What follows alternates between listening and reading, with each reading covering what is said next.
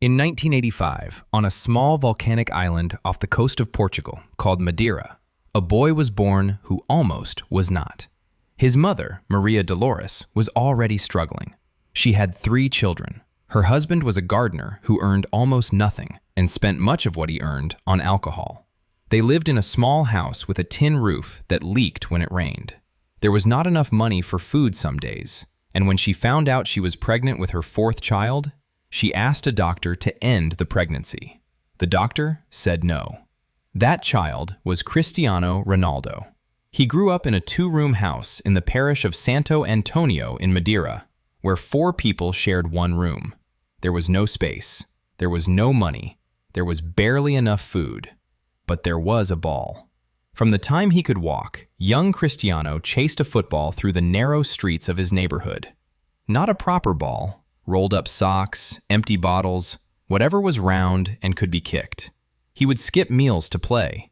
He would escape out of his bedroom window to get to the street. His godfather later told journalists, all he wanted to do as a boy was play football. He loved the game so much he would miss meals. At 7 years old, young Cristiano joined the local club called Madeira. His father, Denis, worked there as a kit man, cleaning the changing rooms and maintaining the equipment. This was how the Aveiro family was connected to football, not as players, as the men who cleaned up after the players. Young Cristiano scored 8 goals in one game for Madeira. The local scouts who watched him could not believe what they were seeing, but they could also see something else.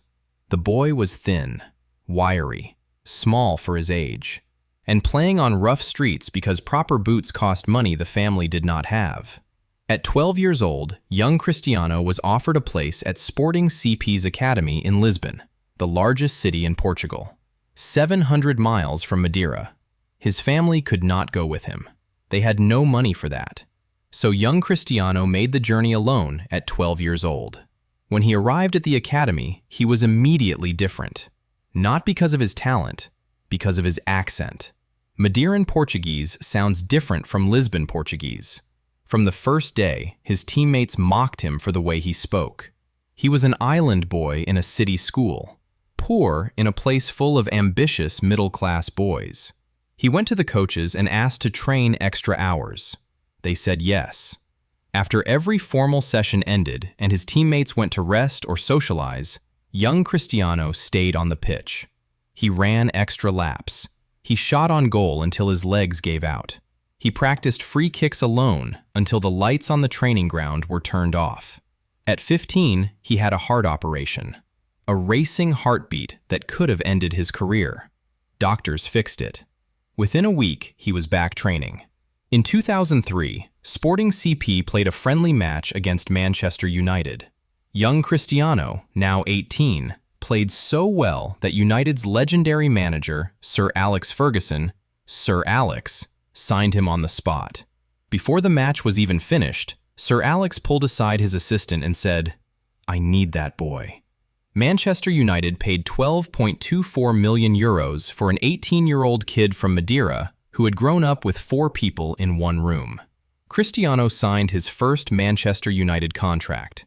He was earning more money per week than his father Denis had earned in his entire life. At Manchester United, Cristiano worked in a way his teammates had never seen. He stayed after training. He ran extra sets. He asked coaches to work with him after hours.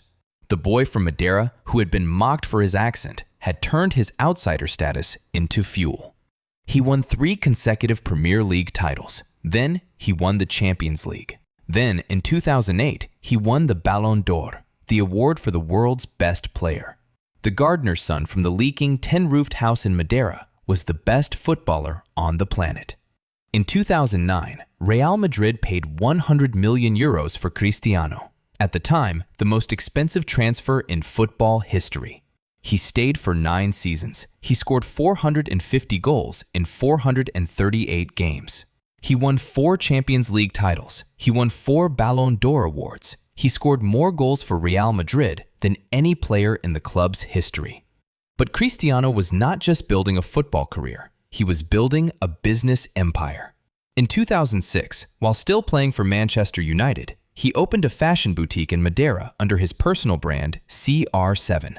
He started a perfume line. He launched underwear with a Scandinavian manufacturer. He built a hotel chain. He invested in restaurants. He launched a social media presence that would eventually become the most followed account on Instagram in history. Cristiano understood something that most athletes never learn. Your playing career has a time limit. Your brand does not have to end when your legs do. By 2023, Bloomberg reported that Cristiano's net worth had crossed $1 billion.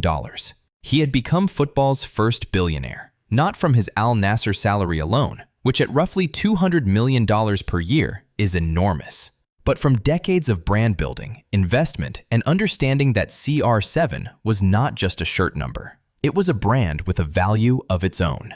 At this World Cup, at the age of 41, Cristiano is playing in his 6th World Cup for Portugal. With his goals in the tournament, he has officially become the only man in football history to have scored in 6 consecutive World Cup tournaments. He has scored more than 900 career goals. He is the most capped male international player in history. The boy who grew up in poverty on the streets of Madeira, kicked rolled-up socks against tin walls, and cried himself to sleep in a Lisbon dormitory because his teammates mocked his accent. That boy became the most commercially powerful athlete in human history. Here is what the Cristiano Ronaldo story teaches about building wealth. 1. Your starting point is not your ending point. Cristiano began with nothing except talent and an obsessive work ethic. The work ethic was the variable he could control. He maximized it completely. 2. Your playing career has an end date. Your brand does not have to. Cristiano started building CR7 as a brand in 2006 when he was 21 years old. By the time his football career ends, his brand will outlast it by decades. 3. The income is only the beginning. What separates athletes who die broke from athletes who die rich is not how much they earn. It is how much of what they earn they convert into assets, hotels, restaurants, equity, brand partnerships, things that earn while they sleep. Cristiano earned his first real money at 18. He started investing and building at 21. He became a billionaire at 38. The man who almost was not born, who played on the streets of Madeira, who cried alone in a Lisbon dormitory, who had a heart operation at 15, who was signed on the spot by the greatest manager in football history. At 41, he is still here, still scoring, still the face of a brand worth more than most football clubs. If this story changed how you think about what is possible from the most unlikely beginnings, share it with someone watching the World Cup right now. Subscribe so you do not miss the next story, and leave a comment. What surprised you most about Cristiano Ronaldo's real story? Big ideas, plain language, finally clear.